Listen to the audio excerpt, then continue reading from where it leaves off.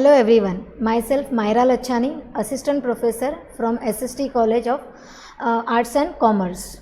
Today we are going to discuss about Python programming language, and in that topic or in that programming language we are going to learn about the basic concepts of programming language.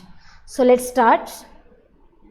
What is Python? Python is a high level programming language, and using Python we can create application. What kind of applications? So we can create any software or web applications like websites, and even Python is used for data analysis.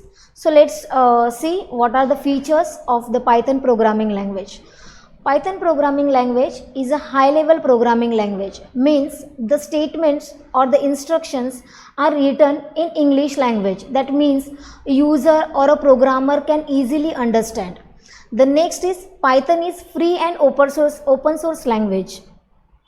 That means we don't have to pay for it. It is easily available on the official website of the Python. Python is a simple, that means even the complex statements we can write easily in Python programming language.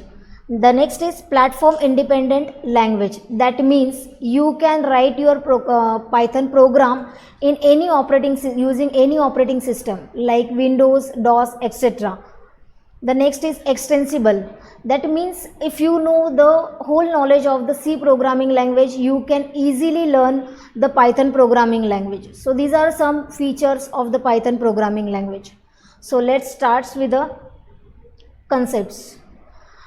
Yes, the difference between bracket, braces and parenthesis. Yes, usually we call, yes, this is parenthesis or this is bracket, but there are difference between this parenthesis, brackets and braces. What are they? Let's see.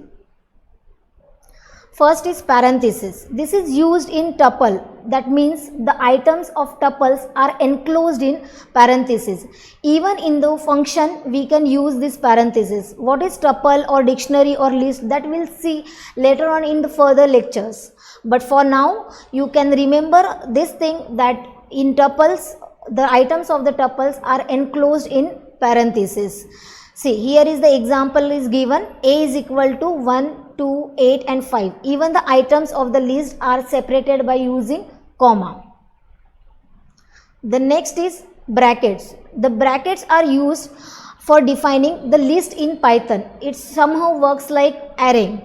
Okay, so here is the example of list is given. Here I am defining a list, that is list 1 equals to, here are the elements of the list.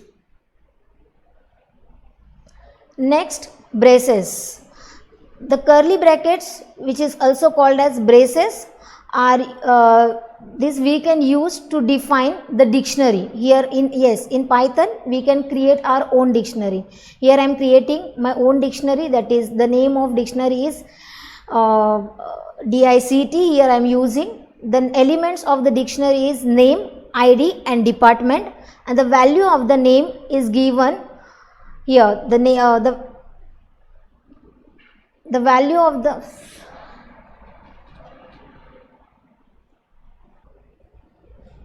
next is braces. The curly brackets are known as braces, and in Python programming language we use braces for defining a dictionary. Yes, in Python programming language we can create our own dictionary. So here is the example. Here I am creating my own dictionary, and these are the elements of the dictionary, that is name, ID and department, and here I am giving value to my element.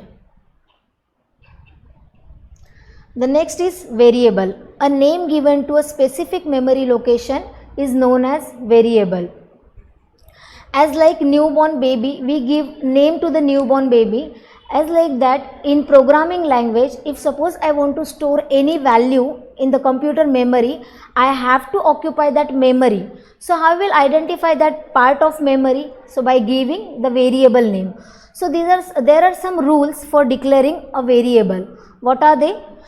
It contains capital A to Z, small a to z and 0 to 9 and combination of all these things, but it should start with alphabet only.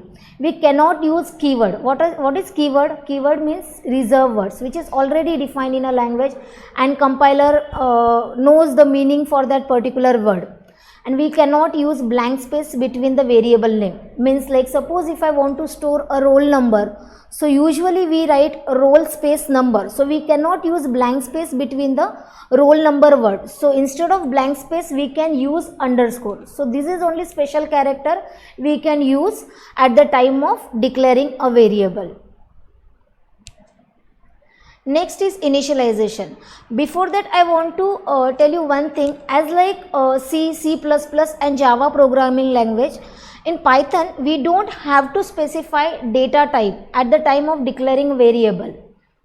So how it will come to know to the compiler what kind of value are going to be stored. So it's depend upon whenever we are initializing value to the variable will become of that particular type. As like we'll see in this example, initialization are done in two ways. First is compile time, which is also called statically. Another is runtime, that is also called dynamically. First we'll see compile time. Compile time means whenever we are writing our program or before the compilation, value will get stored in that particular memory. So here I am declaring a variable. See here I am not writing any data type. So a is equal to 10. So here I am initializing integer value to the a variable. So this a will become of integer data type. And again, if you want to change the value of any particular variable, you can by initializing another value. So here I am initializing hello world string to the a variable. Now my a will become of data type string. Here I am in another here I am again declaring another variable, that is pi, and I am initializing a decimal value to that particular variable. Multiple assignment. Even I can assign a single value to the multiple variable. See here, a equals to b equals to c equals to 10. That means this 10 value will get stored even in a, b or c. The next is runtime initialization or dynamic initialization. That means whenever our program is in running process, at that time we ask to the user to enter any value.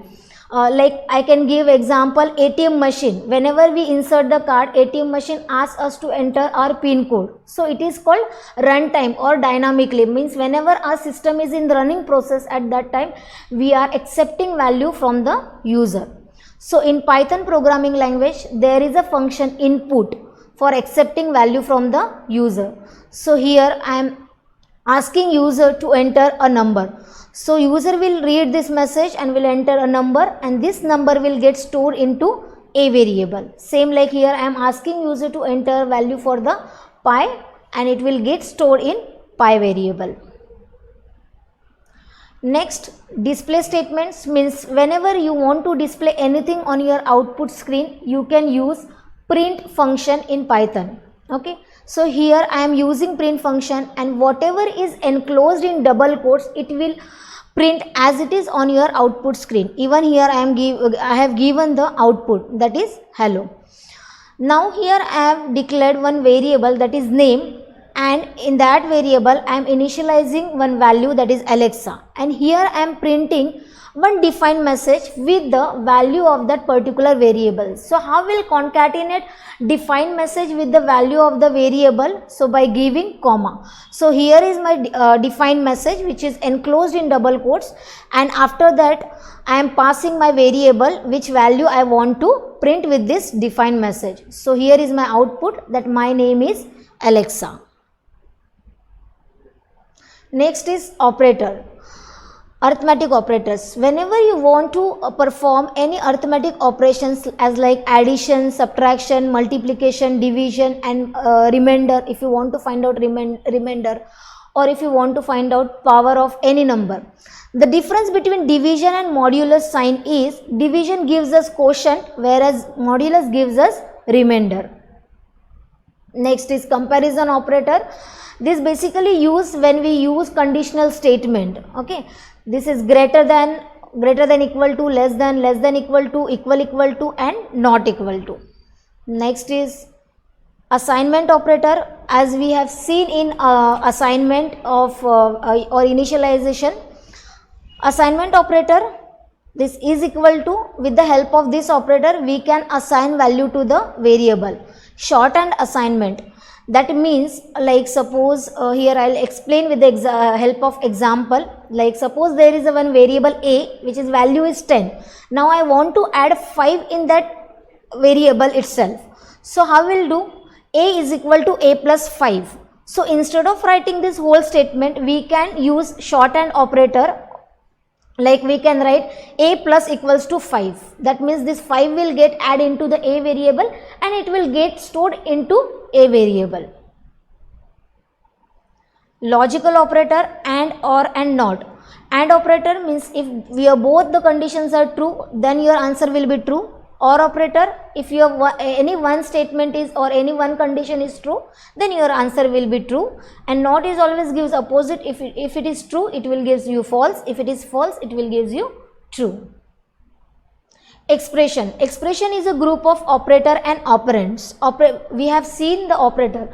Now what is meant by operands? The operator which works on values are called as operands. See, here I have given one expression, that is C is equal to 1 plus 2. So plus is my operator and it's working on 1 and 2. So this is called operands.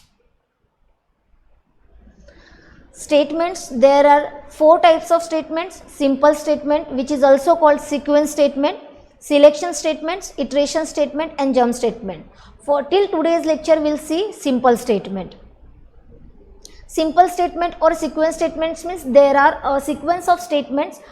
After one by one statement, compiler will execute and it will end with your program. So here is the example of basic addition of two numbers. So here I have taken one variable a and I am initializing 10 value in that variable.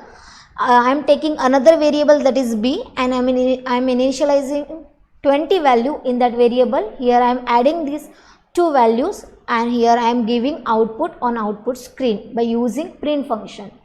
So addition of two numbers equals to the value of C.